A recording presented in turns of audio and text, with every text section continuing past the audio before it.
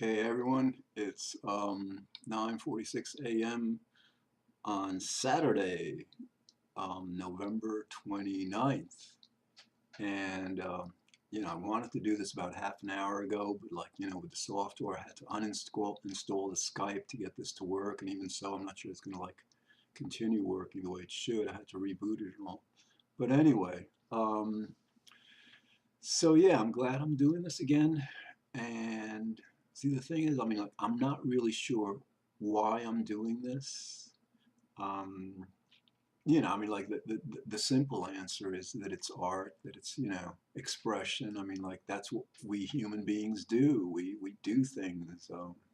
I guess this is just part of what we do. It's a lot of times we're not so much the artist, but like the audience, watching sports or entertainment, whatever.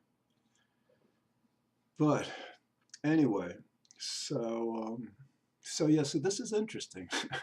I can't stay away from the free will thing too much. I just have to kind of point out that I don't know what I'm going to say until I say it. That's a pretty clear indication of my not having free will. You know, yeah, well, whatever. All right, so all right, this is an experiment. I've got it on 1080, and like if I make a half an hour video, it's going to take a half an hour to process it. Once I'm done, I guess it basically compresses the file, but then I'll compare it to the one I did before. And if this has better quality, then so I can deal with a half hour wait. Okay, so I just had a great idea for a meetup. I think I mentioned this last time. Yeah, about talking to strangers, meetup. I want to see if I can get that started. It'd be such a cool thing to do. All right, what else? I gotta if I'm gonna put up a lot of stuff, it's got to be new. No, it doesn't have to be new. It doesn't have to be entertaining. It doesn't have to be anything, because this is all right. No, this is kind of new, and yes, it does have to kind of it should be entertaining. And people who say you shouldn't should, that is one of the dumbest things I've ever heard. Is the should is the definition of morality. People should be good. The world should be a certain way. This came from Albert Ellis, cognitive psychologist. He had some good stuff to say. He developed cognitive therapy, which is actually the most effective form of therapy we have. It's more effective than psychoanalysis, where you spend years who knows doing what and just don't get anywhere or whatever. But so yes, this should be entertaining, and and goodness willing, the universe, God, whatever you want to call it, will make it so. All right, so I had a thought that I'm a little kind of yeah, I haven't done this in a long time, and all right, oh yeah, so I wanted to select the reason I was kind of resisting this idea. Well, this should be entertaining and stuff, because I'm working on my happiness again. Absolutely. And not without, not with remember back in 2010 when I did that experiment with synthetic cannabis. I did it for a couple of years, and then it went illegal, and I can't do it anymore until it's legal again. And or not if that's legal, but ideally, the hope is that that relatively soon, within the next year or so, New York State will implement its medical marijuana program, and I can get on it somehow. Because I get stressed out. To me, when I was on that stuff, it was I'd never felt more alive. It was so cool. But anyway, so but I'm kind of on a happiness mission again, a personal happiness thing. This is the same kind of thing that I did back in 2000, between 2002 and 2006, when I was doing my happiness show. Especially, well, no, actually I started the happiness show in 2003, but I think I started working on my happiness a bit before. Maybe not. No, maybe not. Because I remember back then, I was at about 85% happy, and I don't really remember so much, but I remember I said it on one of my shows, so that's, it's a good way to remind myself. But anyway, so like over the course of the next couple of years, I got to like what I considered was 100% happy, which was like really, really cool. And I know like people will say, well, you can't be 100% happy. And I probably could have been happier. Who knows, maybe a lot happier. But it felt, like it was like the week before Christmas and New Year's 2005. And it felt like I just like reached that point. I think I explained this last time a bit. So then like I got into global poverty after that. My conscience kicked in and like, So, all right, so now here's the thing. I've got different strategies to work on my happiness. One is I smile. I should, all right, fuck. I gotta like, all right. I have to like get myself into the habit of smiling while I do this. While I'm looking at myself now, I kind of like remind myself of Woody Allen. I don't know why. Maybe like I gotta need some different glasses. But anyway, so like yeah, so smiling is like such a powerful tool. And but another kind of a strategy that I'm using now that I didn't use before, because before my strategies were smiling, but even more than that, I used to like, here's the thing, I know psychology, I know that like we're like computers, that like that expression in computer programming, GIGO, garbage in, garbage out, if you don't program it right, it's not going to work right, whatever. So like this applies to we human beings or us human beings. So like, and so back then, I would systematically program myself to feel happier. And I'm so serious. In other words, like I probably mentioned this to you a long time ago when I was doing my videos. It's got to be like 4 years ago on Facebook. But I would like make MP3 files, sometimes of my voice, sometimes of like text to speech software, where I would just like convert the text to an MP3 file. And like I would listen to it, and like this, when it was myself, one of them that I remember was like, I feel completely happy. I feel completely happy. And it's like, that's all it said. And so I'm walking down the street and stuff. People think I'm like bopping to some music and all. What I'm doing is I'm listening to myself saying, I feel completely happy. And it works. It works. I mean, it really does. Because here's the thing. I don't know, like, for some reason, I have this like, this need to teach, like I'm so in other words, like whenever I like come on here, I don't tell stories about like what I've done and what I plan to do and all that stuff. It's like about like imparting information, whatever. But anyway, so we're going on 8 minutes. So it worked, that stuff was very powerful. Another thing I used to do, and I'm just like too lazy to do it anymore, but it's really also effective. I'd go to like, let's say Barnes and Noble coffee shop or Atlanta Bread Company or just some coffee shop. Sometimes I'd go to Westchester outside of Nordstrom's. They have that nice little cafe out there and stuff, like with a pad and pen, right? And like I would say silently to myself, I feel, well, it was all silent, I guess, I wasn't talking out loud. But like after I said to myself, I feel, and I would write excellent, then I'd say, I feel exuberant, I feel awesome, I feel wonderful, I feel magnificent, I feel incredible. And then like, a lot of those were kind of like about happiness. But then I figured out, well, I could use this for like character development. So I like it. So I started going, I feel like successful, I feel confident, I feel industrious, all these like adjectives that I can think of. And again, I'm like, for whatever reason, I'm a bit too lazy to do that kind of stuff right now. So what I'm working on, what I should do? I got to get more professional. Whatever. No, no, I don't. Like I keep on pushing my glasses up and stuff, and like I've got this like when I go into Manhattan for my live shows. Like now we're like taping live every 2 weeks or so, and pretty soon, the show is going to be live every week, and I'll be live every other week at least. I may join them every week. It depends on my energy level because when I go into Manhattan for, our show is on at 11 o'clock, I don't get home till 2 o'clock, And as a matter of fact, I got to like rearrange my next day after that. So like, get more rest. But so anyway, like so much tangenting that I do. I don't know why I do that, but anyway, like so I when I do that show, I have this like this clip thing that you've seen them, those clips in for the classes and stuff to keep them tight, whatever. But all right, back to the main point, which is like what I'm doing now for happiness that I didn't do then is like, here's the thing. I think I'm like the Buddha. The Buddha was probably the coolest of all these Moses, Jesus, Muhammad, all these guys.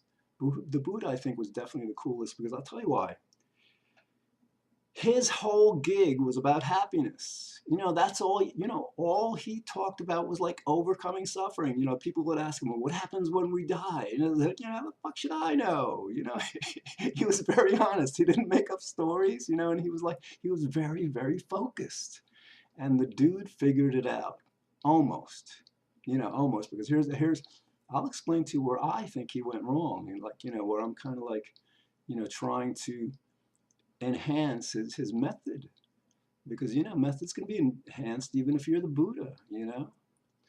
And he probably would have smiled and said, yeah, you got a point there, should have done that. All right, so here's the thing.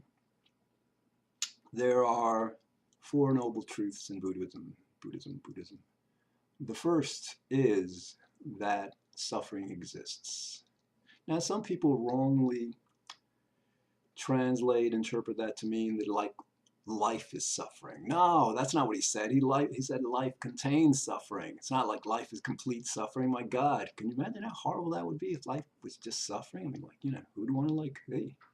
So anyway, so that was his first noble truth. Remember, there's four of them.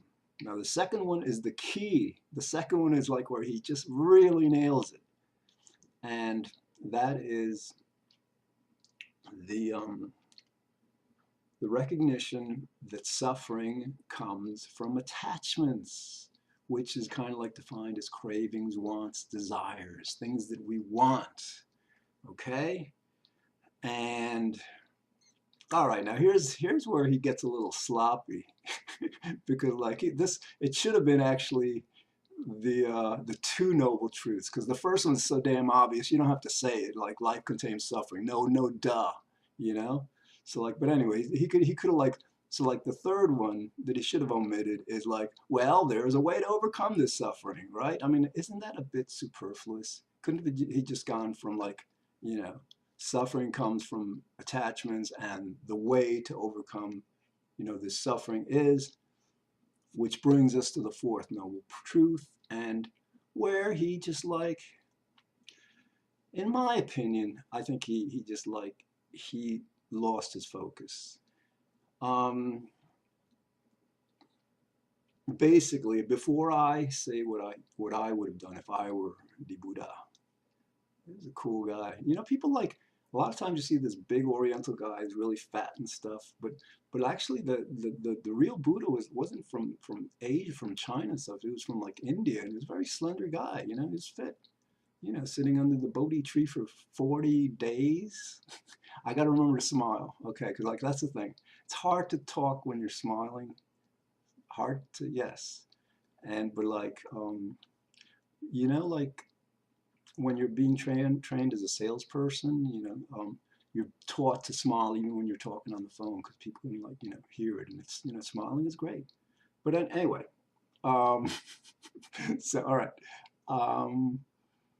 so his fourth noble truth, which I get again should have been his second, the suffering comes from attachments being the first, and he should have eliminated the whole first and the third one. But his fourth noble truth is, well, the way to overcome suffering is the Eightfold Path, which there he completely blows it, because the Eightfold Path, what is that? Right speech, right conduct, right thoughts, right this or that. It's a whole freaking philosophy. And right there, that's like, that's complexity, that's just like philosophy, that's like religion. I mean, that all the religions have their eightfold noble path. I mean, in Judaism it's like 610 commandments, and Christianity I don't know what it is, but like the commandments, the sacraments, the this, the that, and it's very complicated, you know. Whereas I believe happiness could and should. There's that word. It should be much easier. It really should. I'm going to. I don't want to be like messing with my glasses all this time. So like I'm going to put this stupid little thing on, and because then it'll stay on. And so anyway, so instead of this, you know, eightfold path, whatever, here's my suggestion for, again, what I would call the second of the two noble truths, the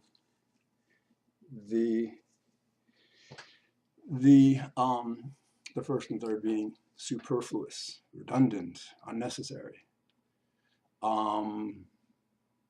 Basically, think about it. I mean, this is like I'm good at logic. You know, like I don't have a very good memory, which is why I never became a doctor or a lawyer or anything. Or you know, but I've got very very sharp, keen logic.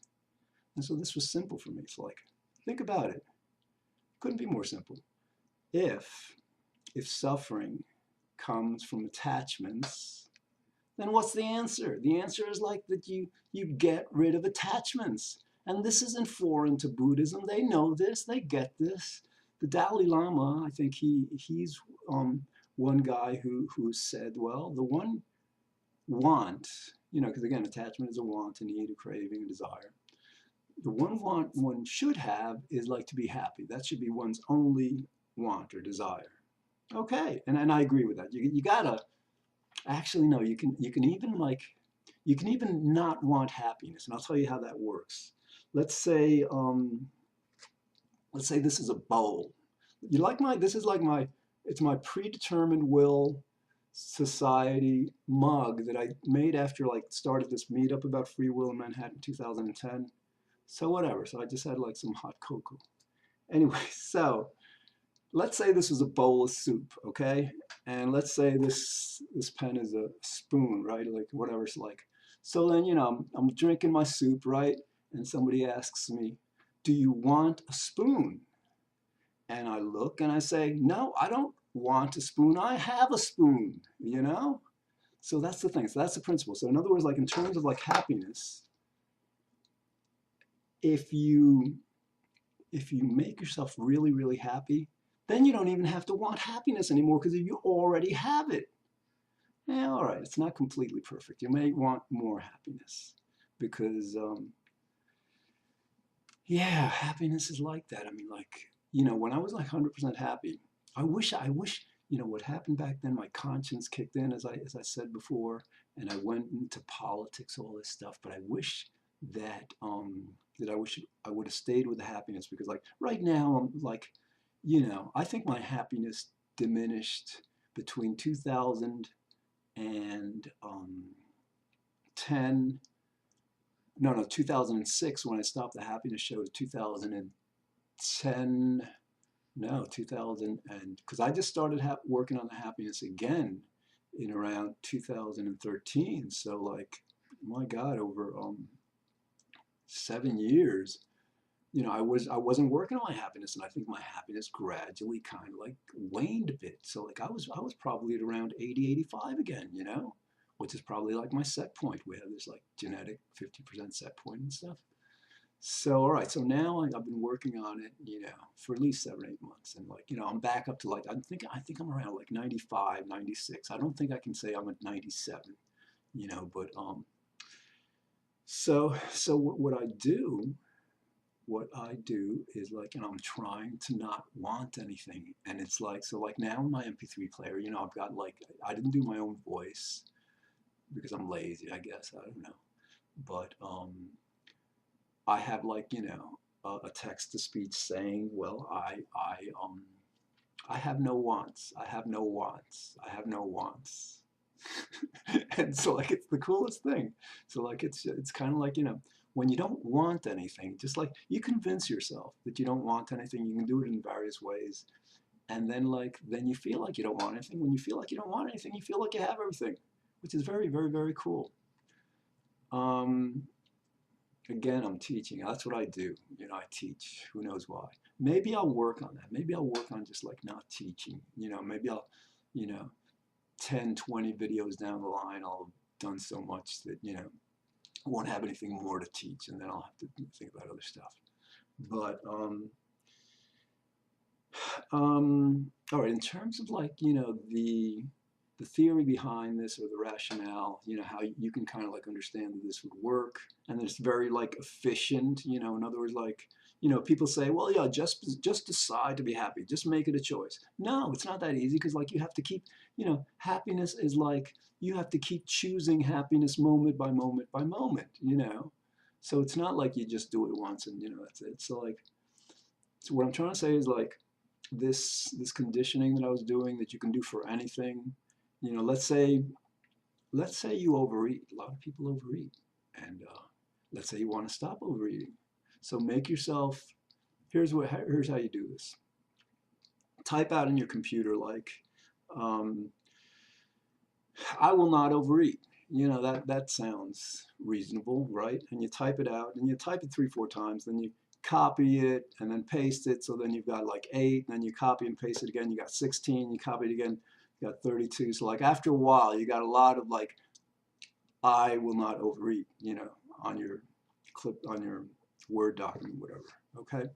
Then you bring it to a text-to-speech program. Now, some of them are like expensive, some of them aren't. You know, I think I paid $50 for mine.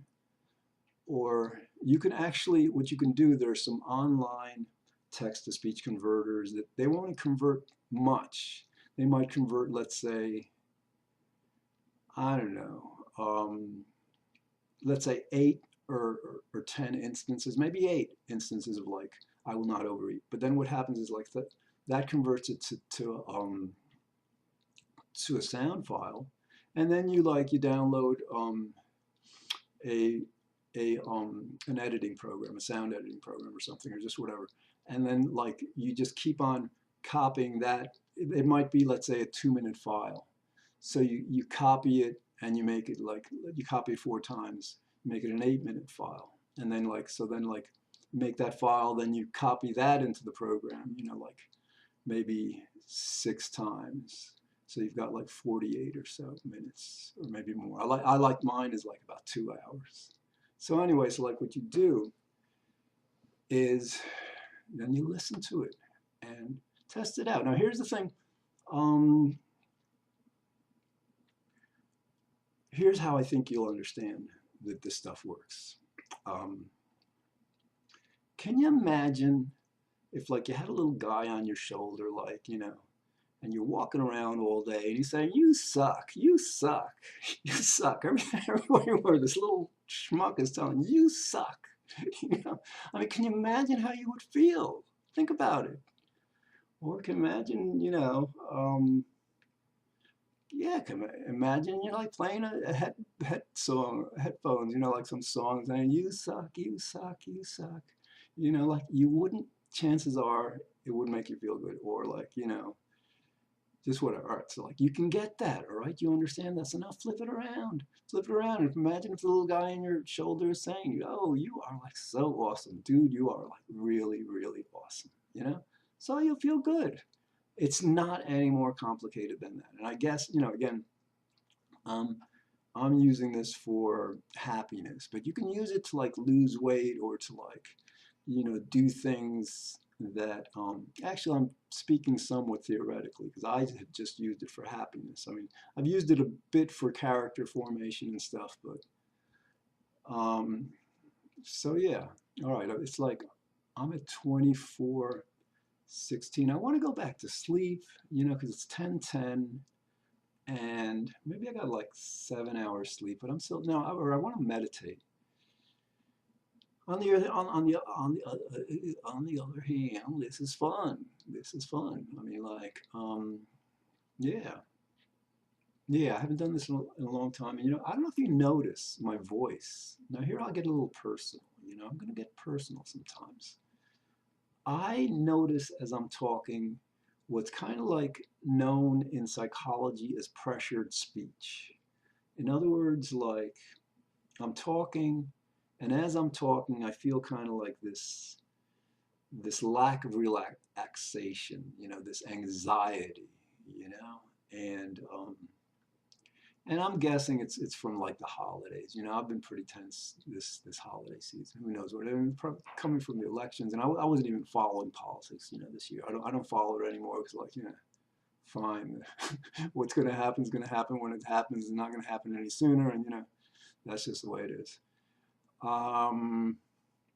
But so yeah, so you know, I'm meditating. Here's the thing: I was doing like this kind of meditation that I started maybe like, oh, I don't know, a year and a half ago or so, maybe a little further back, where I was like focusing on my body sensations. I would scan my body for stress and stuff, and it's a very, very pleasant relaxation because it doesn't involve thoughts at all. It's really just like a sensation kind of meditation.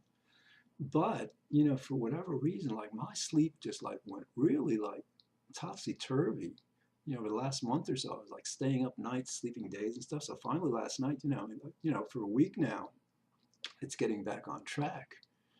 And I think the reason why is like, so I switched from that meditation to the meditation I began with, transcendental meditation, transcendental meditation, transcendental meditation.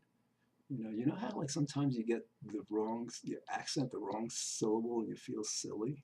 You know, transcendental meditation, transcendental meditation. Anyway, um, so yeah, so like, you know, but this time, you know, like when I learned transcendental meditation, they gave me a mantra, and there's like Sanskrit word that, you know, had no idea what it meant, you know, 2 syllables, and I did it, whatever, it works. You can say banana, it'll work. Anyway, so like the word that I'm saying is goodness. And actually, no, not this morning I switched to another one. It's like, I think if you want to think of concepts, there's probably 3 that reign supreme over all other concepts in terms of value and significance and importance and stuff. And I think those 3 are happiness, love, and goodness. And so like how they relate to each other, I think, is like, as Aristotle said, happiness is the highest good, and I believe that love is the highest happiness, you know, because you can be happy, you know, through anything. But I think, you know, if your happiness is based on love of yourself, on love of other people, on love of goodness, then I think that's the most noble happiness. So anyway, so like, you know, so like, I kind of like devised this word that's not really a word, whatever. It's just like, basically, it's like good, love, bliss. Okay, so like instead of saying my mantra in Sanskrit or just saying goodness, which was nice, I'm saying good, love, bliss. And it's pretty cool. Okay, I just started last night again. Who knows what it'll take? I may go back to happiness or to goodness, whatever. Okay, I'm getting tired. And what else? What else? 28, 21. I got to take a shower. Didn't take a shower yet. I want to take a shower. And it's a beautiful day out. It's a beautiful day in the neighborhood. A beautiful day in the neighborhood. I like, you know, I've been wanting to like bring puppets on my show for the longest time, and I haven't, and I don't know why. You know, it's like with this thing, you know, like I wanted to like do these videos for like months and months, and I just couldn't. And finally, for no reason of my own, because I have no free will, you know, just like, whoa, I'm doing this, which is kind of nice. And there are reasons why I'm doing this. You know, part of it is like, I was like very inspired and impressed by this guy I told you last time, Michael Donovan's podcast, Walking Home, and I was a guest on it, and I listened to a lot of them, and the guy's a very cool, you know, relatively intelligent guy. He's not completely sharp, because if he was completely sharp, he'd get that that free will is completely impossible. So he's not on board with that yet. But, you know, he's very like socially smart. He's, you know, knows how to connect. But anyway, so like there are reasons why I'm doing this. And I was going to like reach over and find those little socks that I was going to make puppets out of. But nah. Okay. So it's, we're getting on 9:47. And I don't know, I'm torn. I mean, part of me wants to like do this some more, and part of me like wants to not do this some more. Part of me is saying, well, fuck, like you don't want to listen to this, but you're not going to listen to this anyhow. I mean, like, I looked on the last YouTube video that I posted on Facebook, whatever, and like there's 8 views, and like for all I know, they didn't come from Facebook. I don't, who knows? Um, but okay, so let's see what else. Yeah, am I done? I want to keep talking, but I think I'm done. I think I'm done because I want to do one of these every day. If I could do one of these every day, that I think would be kind of cool. So, all right, so it's half an hour. This is going to take a half an hour to process, and once it processes it, then it'll take probably about an hour to upload. And so, like, this is a process. Meanwhile, I'll take a shower and I'll meditate, maybe listen to some more of Michael Donovan's podcasts. And that's all I have to say. That I've said a lot. I've amended, improved, enhanced the Buddha's, I've condensed the Buddha's noble, I've made it more concise. We've gone from 4 noble truths that like the 4th one includes this 8-fold path, so it's kind of like a bit of a subterfuge there. It's a trick. It's not that, it's not 4. It's probably should be like 12 or so, something like that. But I condensed it from that to just 2. Suffering, which is obvious. You don't have to say life contains suffering because it's so damn obvious. Suffering comes from attachments. And the way to overcome suffering is to overcome attachments. Now, all right, now I got to explain this. Like some people say, well, it's nice to feel attached to people. People who need people are the lucky, and all that stuff. So, some people are like, and yeah, all right. You can be happy. You can access happiness by wanting things. Like as a matter of fact, goals. From conventional happiness work, setting, working toward, and achieving goals is one of our main forms or sources of happiness. Whether a goal is like to get a PhD or to get a promotion or to buy a house or to do this or whatever, get married, raise kids. We have goals, we have things that we want, and we enjoy wanting. Yeah, but like here's the thing. I'm not like, all right, I got to explain this in more detail because this, I can't like leave it half said. If one is going to like go through the procedure of overcoming wants, then like one has to have somewhat of a proper understanding of why one does what one would do. And so the answer that I've come up with is like, all right, if you're not doing things because you want to, you do things because they're the right thing to do. Like in other words, like I'm doing this video because, well, to be honest, it's because I wanted to. Because, like, I'm not completely without wants yet. But like, if I was adhering to my philosophy like more strictly, it'd be because like it's the right thing to do. It feels like the right thing to do. For example, you do the dishes, right? Why do you do them? Because not because you want to, because they're the right thing to do. You've got your chore. You go to work. Well, so many things in life you do not because you want to necessarily, because they're the right thing to do. So you apply that to everything. Like. You enjoy yourself, not because you want to enjoy yourself, because it's the right thing to do. So your actions are governed by goodness instead of by desire. I know it's a kind of a bit of a fine point. It's not a perfect solution maybe, but it, I think it works well enough. All right. Okay, I'm tired. Even, I slept like 7 hours, but I think I want to sleep some more. So like hopefully, like, when I start meditating, I'll sleep. Now we're up to 34 minutes and 25 seconds. And I really am tired. I haven't been going to the gym, well, partly because I need a haircut, because like I started jogging in the gym instead of like working on the weights. And I get all sweaty, and then I need to take a shower after that. But then, like, So I bought this like little hair dryer because I had a big one at home, but it just like seemed too like, you know, like womanish, you know.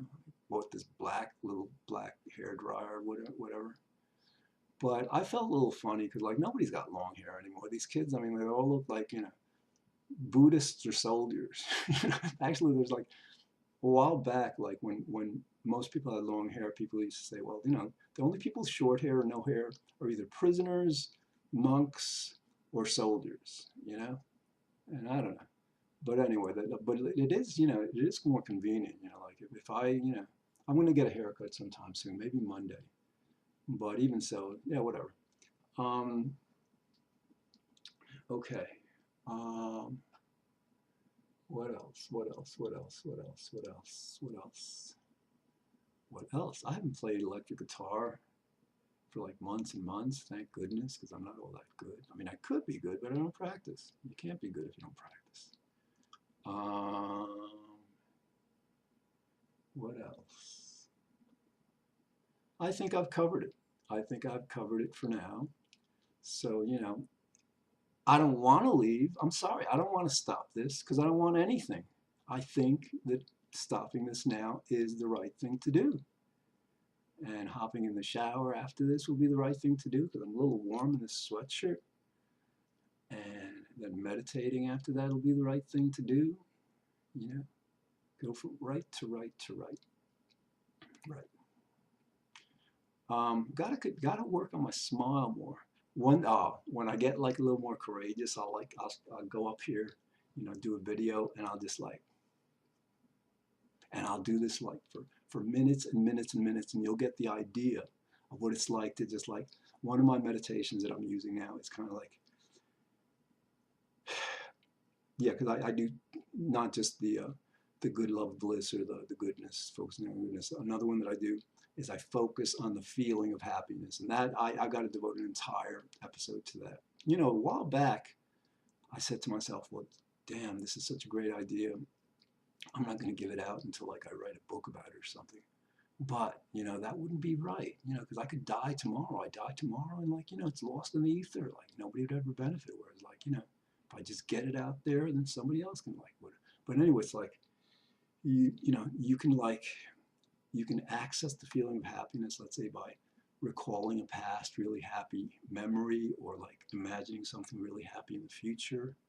And that's how I started. Once you get better at it, you just like get into the feeling. You don't need any kind of like, you know, anchor for it. And then like, and to me, like, it's much easier when you smile, much, much easier. But the thing is like, so you smile, you know, like people are really good sometimes. Some people are really good at photographs. They know how to smile, but they know how to add that extra feeling to the smile. It's not like just a posture smile. But anyway, so like, you know, that's been working well, but I got to do more of that. All right, this is getting so long. It's 8:38, 10, 12, and I definitely got to get going. So like, I hope you have a happy, happy Saturday. And yeah, all goes well, I will not want to do one of these tomorrow, but I will do one of these tomorrow because it's the right thing to do.